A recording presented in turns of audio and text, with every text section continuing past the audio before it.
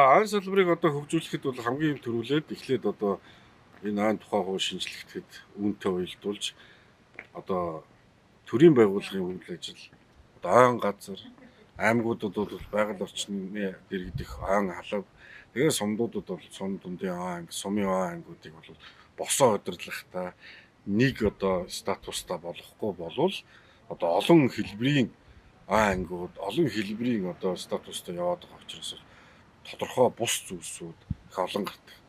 Дээрээс нь нутгийн өөрийн удирдах байгууллагын хамгийн бага хэлбэр сумын иргэдийн хувьд одоо тухайн жилд үлдэх модыг одоо хуваарлдаг байгаа. Энд бол одоо мэдлэг боловсрол, энэ салбарын мэдлэг боловсролгүй хүмүүс, дээрээс нь улс төрийн одоо олон өнцөг иргэдийн хувьд байдаг учраас бол бас их олон саатдахруудыг шийдвэр гаргах яадаг. Эдгээр зүйлсийг бол одоо зэгцлэх юм бол айн салбар хөгжихэд нэг томоохон төлөвлөсөн.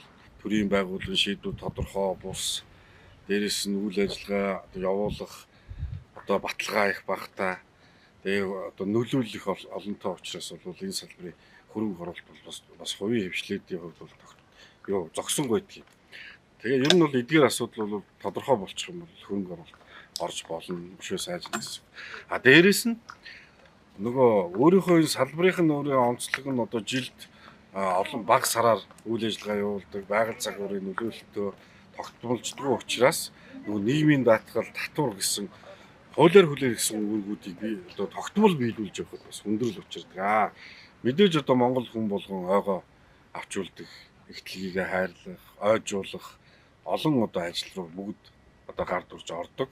Гэхдээ үр өгөөж гэдэг юм зүйл байх ёстой, үр дүн гэдэг зүйл байх ёстой учраас энэ дээрх миний хийсэн ажлуудыг тодорхой болгосны дараа бол энэ үр дүнгүй тооцогдно гэж би бодож байна.